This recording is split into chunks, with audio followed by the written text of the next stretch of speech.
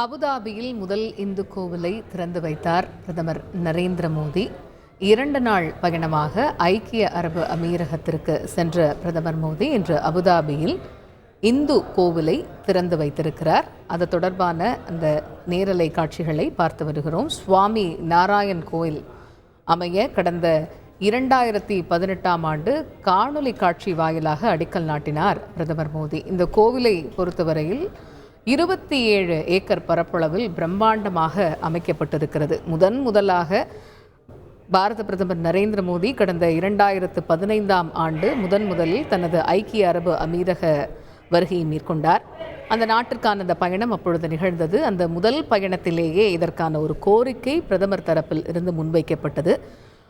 அதற்கு அடுத்தபடியாக முதற்கட்டமாக ஒரு 13.5 ஏக்கர் பரப்பளவிலான நிலம் ஆனது கொடுக்கப்பட்டது. பின்னர் அடுத்த கட்டமாக 13.5 ஏக்கர் நிலமானது கொடுக்கப்பட்டது. அது ஏறத்தாழ ஒரு 27 ஏக்கர் பரப்பளவு இந்த கோவில் பிரம்மாண்டமாக அமைக்கப்பட்டிருக்கிறது. ஒரு 800 கோடி ரூபாய் மதிப்பீட்டில் இந்த கோவிலானது கட்டப்பட்டிருக்கிறது.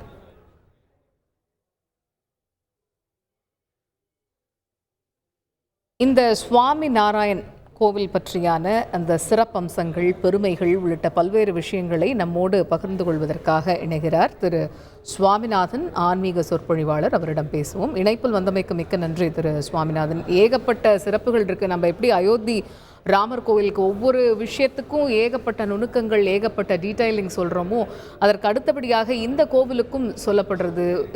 இது அபுதாபியில் கட்டப்பட்டிருக்கு அப்படின்னாலுமே கூட இந்தியாவிலேருந்து ஒவ்வொரு மாநிலத்திலேருந்தும் ஒவ்வொரு விஷயங்கள்ங்கிற மாதிரியான தகவல்கள்லாம் ஒன்றன் பின் ஒன்றாக வந்து கொண்டிருக்கிறது. இந்த கோவில் பற்றிய சிறப்புகள் என்ன? வணக்கம். அதாவது நமது கலாச்சாரம் அப்படிங்கிறது முழுக்க முழுக்க பக்தியால் ஆனது. தமிழர்கள் கலாச்சாரம் அப்படிங்கிறது பக்தியாலானது.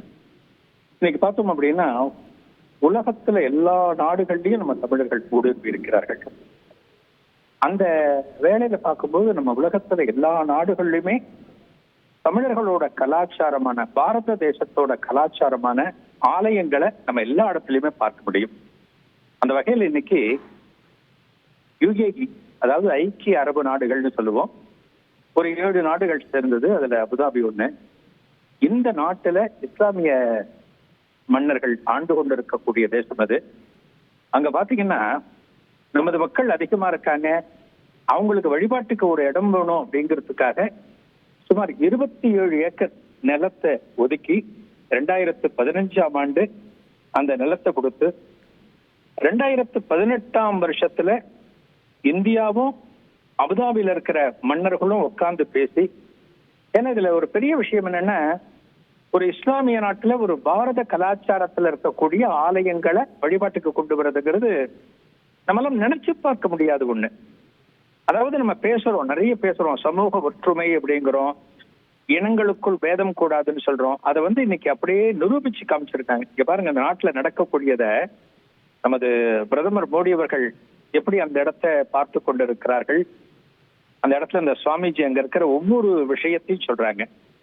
இது பார்த்தோம் அப்படின்னா 250 உள்நாட்டில் இருக்கக்கூடிய பிரமுகர்கள் ஒன்று சேர்ந்து ஒரு மிகப்பெரிய கூட்டம் நடத்தி இந்த ஆலயத்திற்கு ஒரு அனுமதி வழங்கப்பட்டு கிட்டத்தட்ட இந்த ஆலய கட்டுமானத்துல மணிக்கணக்கில் சொல்றாங்க 6,90,000 மணி நேரம் இந்த ஆலயத்தை கட்டி முடிச்சிருக்காங்க. அது எத்தனை வருடங்கள் அப்படிங்கிறத நம்ம பார்த்துக்க முடியும். அந்த UAEல இருக்கிற 200 வாலண்டியர்ஸ் இந்த பணியில தங்களை ஈடுபடுத்தி கொண்டு நித்தமும் இங்க சேவை பண்ணிருக்காங்க. இந்த ஆலயம் நம்ம பார்க்கிறோம் இல்லையா, பிரம்மாண்டமான அந்த ஆலயத்தை அபுதாபி நகரத்துல பார்க்கிறோம் இல்லையா. அந்த ஆலயம் அங்க அமைவதற்கு காரணமானவர் 2 சுவாமிஜிங்க. அதாவது உலகம் முழுக்க இருக்கக்கூடியது சுவாமி நாராயண் சமஸ்தான். நீங்க உலகத்துல எந்த நாட்டுக்கு போனாலும் அந்த சுவாமி நாராயண் டெம்பிள் நம்ம பார்க்க முடியும். அந்த கோவில் நமக்கு எதை சொல்றது அப்படின்னா, பாரத தேசத்து கலாச்சாரம் எத்தனை மேம்பட்டது, எந்த அளவுக்கு உலக மக்களை ஒருங்கிணைக்கக்கூடியது அப்படிங்கிறத சொல்லக்கூடிய விஷயம் அது. அது போல அந்த சுவாமி நாராயண் டெம்பிள் இந்த இடத்துல அமைவதற்கு காரணம் பிரமுக் சுவாமி மகாராஜ் அப்படிங்கிறவர் ஒருத்தர், அப்புறம் மகந்த் சுவாமி மகாராஜ் அப்படிங்கிற ஒருத்தர். இந்த பிரமுக் சுவாமி மகாராஜ் தனது 94ஆம் வயசுல 2016ல முக்தி ஆயிட்டார். அவர் குஜராத்தை சேர்ந்தவர். இப்ப இருக்கிறவர், இந்த விழாவை வழிநடத்தவர் மகந்த் சுவாமிஜி மகாராஜ் அப்படிங்கிறவர். சமீபத்துல ஒரு யூடியூப் ஒண்ணு பார்த்தேன். அந்த சுவாமிஜி அபுதாபி அந்த கோவில் பணிகளை பாக்குறதுக்கு வர, அவருக்கு வரவேற்பு ஒரு ஒரு ஒரு சக்கர நாற்காலி போல ஒரு அமைப்பு. அவருக்கு 90 வயசு அவருக்கு.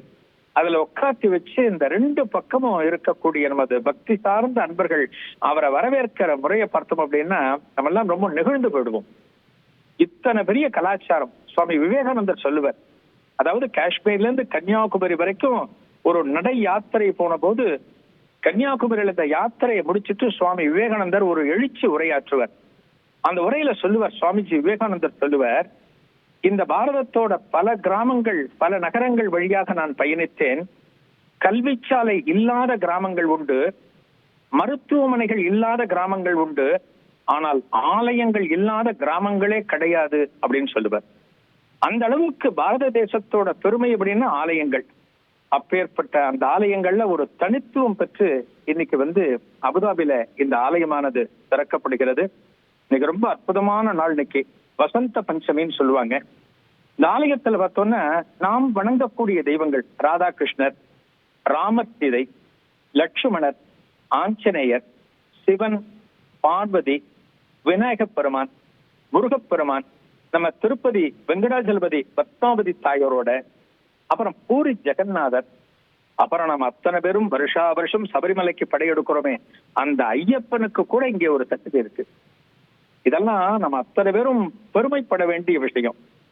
மோடி தனது உரையில சொன்னார், அதாவது மனித நேயம், அமைதி, ஒற்றுமை இது என்னென்னைக்கும் எல்லார்கிட்டையும் இருக்கணும் அப்படிங்கிறதுக்காகத்தான் இந்த ஆலயமானது அமைக்கப்படுகிறது அப்படின்னு சொல்லியிருக்கார்.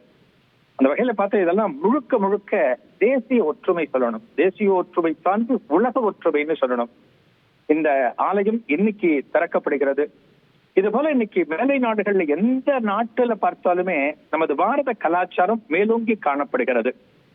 சிங்கப்பூர், மலேசியா போனீங்கன்னா உங்களுக்கு தெரு நம்ம கோவில்களை பார்க்கலாம். சிவன் கோவில், பெருமாள் கோவில், முருகன் கோவில் பார்க்கலாம்.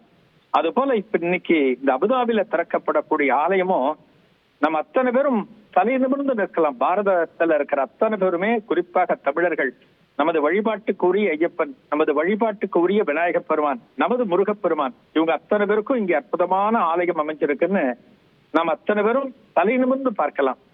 இந்த ஆலயத்தினுடைய கட்டுமானம் ஒரு ஷார்ட் பீரியட். அதுல போறாங்க ராஜஸ்தான் மணல் கற்கள், அதுதான் எக்கச்சக்கமான டன் அதை எடுத்துட்டு போய் அதை இங்க கட்டியிருக்காங்க. இந்த ஆலயத்தோட கட்டுமானம் நடக்கிறப்ப உலகத்துல இருக்கிற எல்லா நாடுகளை சேர்ந்த ஆன்மீக அன்பர்களும் இதுல தங்களோட பங்களிப்பு இருக்கணும் அப்படிங்கிறதுக்காக ஏதோ ஒரு விதத்துல இதுல அவங்களும் கலந்துகிட்டு இருக்காங்க.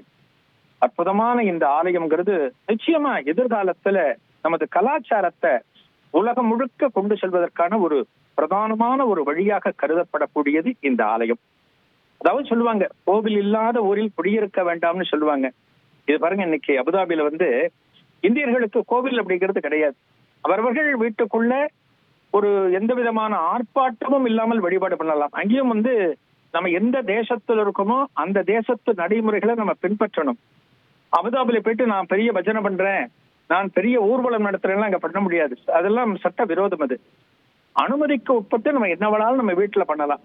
ஆனா அதே நாட்டுல இன்னைக்கு தமிழர்கள் அத்தனை பேரும், பாரதத்தில் இருக்கிற அத்தனை பேரும் தலை நிமிர்ந்து நிற்கும்படியாக ஒரு மிகப்பெரிய கோவிலை கட்டி அது எதிர்காலத்துல எந்த அளவுக்கு ஒரு பெருமை பெறப்போகிறது. அயோத்திக்கு அடுத்து இந்த கோவிலை நம்ம பார்க்கிறோம்.